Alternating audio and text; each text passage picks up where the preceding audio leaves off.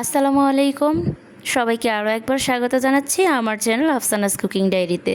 প্রতিদিন সকালে একঘেয়েমি নাস্তা না বানিয়ে একটু ভিন্নভাবে যদি বানিয়ে দেন তাহলে বড় কিংবা বাচ্চারা সবাই অনেক বেশি পছন্দ করবে। আজকে খুব সহজভাবে একটা নাস্তা রেসিপি করে দেখাচ্ছি, যেটা চাইলে কিন্তু বাচ্চাদের টিফিনও দিতে পারেন।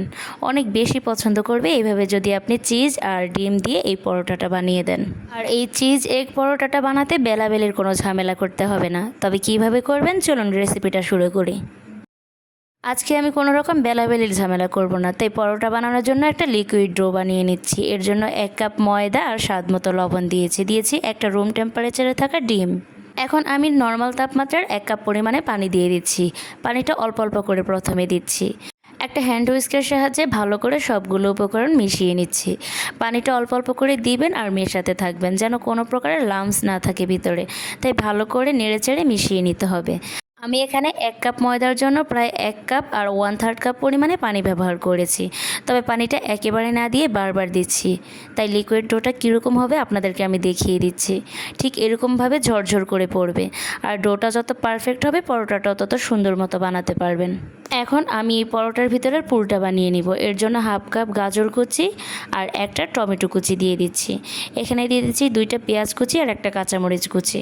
এখন দিয়ে দিচ্ছি স্বাদ মতো লবণ আর সামান্য পরিমাণে গোলমরিচের গুঁড়ো। এখন এই সবগুলো উপকরণ ভালো করে একটু মথে নিব, যেন একটু নরম হয়ে যায়। এজন্য ভালো করে মাখিয়ে নিচ্ছি। 2টা ডিম দিয়ে দিচ্ছি। যদি ফ্রিজে থাকে ডিম তাহলে আগে থেকে নামিয়ে রাখবেন, এতে করে মাখিয়ে নিতে ভালো হবে। 2টা ডিম আমি মাখিয়ে নিচ্ছি। এরপরে আমার এখানে আরও একটি ডিমের প্রয়োজন হয়েছে, তাই আমি এখানে আরও একটি ডিম দিয়ে দিয়েছি। মোট আমি এখানে 3টা ডিম ব্যবহার করেছি। পুরোটা আমাদের রেডি। এখন আগে পরোটাগুলো বানিয়ে নিব। এখন আবারও ভালো করে পরোটার ডোটা একটু চামচ দিয়ে নেড়ে চেড়ে নিচ্ছি। এরপর কড়াইটা ভালো করে গরম করে এখানে একটু টিস্যু দিয়ে তেল মুছে নিয়েছি। এরপর আমি একটা চামচের সাহায্যে প্রায় 2 চামচ পরিমাণে লিকুইড ব্যাটারটা দিয়ে দিয়েছি। এরপর চামচের উল্টো পিঠ দিয়ে এরকম ঘুরিয়ে গোল করে দিয়ে দিবেন। সব দিকটা যেন সমান থাকে, তাই সমানভাবে ঘুরিয়ে দিতে হবে। প্রায় 2 থেকে 3 মিনিট পরে যখন দেখবেন উপরের কাঁচা ভাবটা শুকিয়ে এসেছে তখন পরোটাটা উল্টে দিতে হবে। এই পরোটাটা প্রায় আমি 5 থেকে 6 মিনিটের মতো ভেজে নিয়েছি। এই পিঠ ও পিঠ উল্টে দিতে হবে আর সব দিকটা একটু চেপে চেপে দিবেন, তাহলে 2টা পিঠে সুন্দর মতো হবে। প্রথম অবস্থায় কিন্তু আমি এখানে কোনো প্রকার তেল ব্যবহার করছি না, রুটির মতো সেঁকে নিচ্ছি। 2টা পিঠ ভালো করে চেপে চেপে সেঁকে নেবেন, তাহলে ভালো করে ভিতরটা হবে। আমি আপনাদের ভালো করে দেখিয়ে দিচ্ছি পরোটাটা কিভাবে সুন্দর মতো হবে। এরকম যদি পারফেক্টভাবে আপনি সেঁকে নিতে পারেন তাহলে খেতে কিন্তু খুবই ভালো লাগবে। 2টা পিঠ যখন হয়ে আসবে, কালারটাও চলে আসবে, তখন আমি তুলে নিচ্ছি। এখন কড়াইয়ে আবারও 1 টেবিল চামচ তেল দিয়ে দিয়েছি আর এর মধ্যে ডিমের পুরটা 1 চামচ দিয়ে দিয়েছি। এরপর যখন একটু ডিমের পুরটা হয়ে আসবে তখন এর উপর দিয়ে আমি পরোটাটা দিয়ে দিচ্ছি। দিয়ে হালকা হাতে উল্টে নিতে হবে। উল্টে নেওয়ার পরে আমি এখানে চিজ দিয়ে দিচ্ছি।